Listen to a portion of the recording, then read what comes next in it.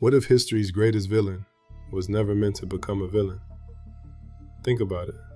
If God is all-knowing, then before Lucifer was ever created, God already knew every choice he would make. He knew about every war, every lie, every act of evil that would follow. Yet, Lucifer was created anyway. That raises a question many believers have quietly wondered. If God knew Lucifer would rebel, could Lucifer have done otherwise? Or was rebellion already woven into the story? Welcome back to Is Free Will an Illusion? Tonight, we explore, did God create Satan to fall? Was his rebellion inevitable? Who was Lucifer?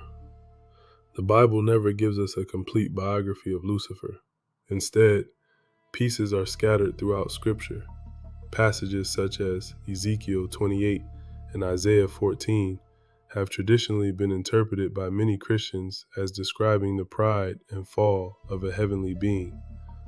Although scholars differ on whether these passages refer directly to Satan or primarily to earthly kings using poetic imagery, according to the traditional interpretation, Lucifer was beautiful, wise, powerful, an exalted heavenly being.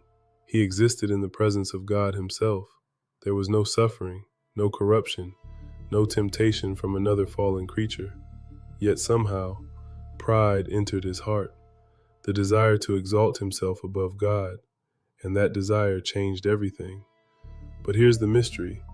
How does a perfect creation become imperfect? Can perfection choose evil? Or was the possibility always there? Did God already know? One of the defining characteristics of God in classical Christian theology is omniscience, complete knowledge. God knows the beginning and the end. The prophet Isaiah describes God as declaring the end from the beginning. If that's true, then before creation, God already knew Lucifer's future.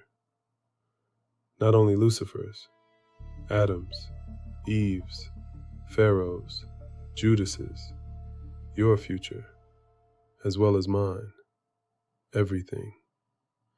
This creates a difficult philosophical question. If God already knows every future choice, can those choices be different? Some theologians answer yes. They argue, knowing an event will happen is not the same as causing it to happen. Imagine watching a recording of yesterday's football game. You know every play before it happens. Your knowledge doesn't force the players to make those decisions. Others respond, but God isn't watching history after the fact. He knows it before it occurs.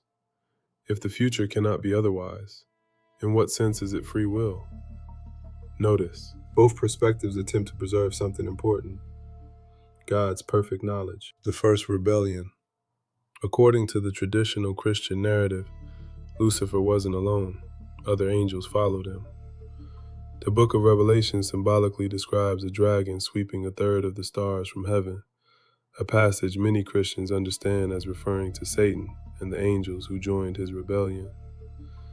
Imagine that moment, heaven itself, perfect harmony.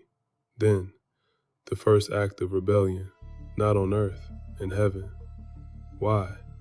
What could persuade heavenly beings living in God's presence to reject him? Was it pride, ambition, a misunderstanding, or something else entirely? The Bible offers glimpses, but not every detail. Perhaps that silence is intentional. Because the deeper question isn't only, why did Lucifer rebel? The deeper question is, could he have chosen not to? After the rebellion, the story moves to Earth, a garden, 2 humans, 1 forbidden tree, 1 serpent. Again, choice stands at the center. Adam and Eve are given freedom, 1 command, 1 boundary, 1 opportunity to obey or disobey. The serpent tempts, the humans decide. Or do they? Consider this carefully. If God already knew they would eat the fruit, was Eden a genuine test, or the first scene in a story already unfolding? Some Christians answer, love requires freedom without the possibility of rejection. Obedience has no meaning. Others ask, if God knew the outcome before placing the tree in the garden, was the fall inevitable? Once again, the Bible doesn't explicitly answer the philosophical question. Instead, it tells the story and leaves readers wrestling with its implications. Let's step back for a moment. Throughout this series, we've encountered the same pattern again and again. Pharaoh, God hardened his heart.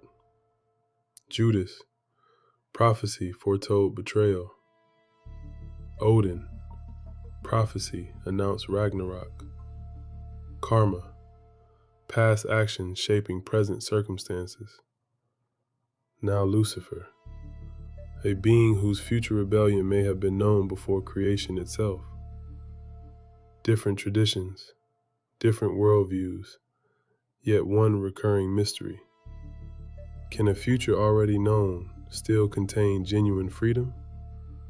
Or does foreknowledge change the very nature of choice?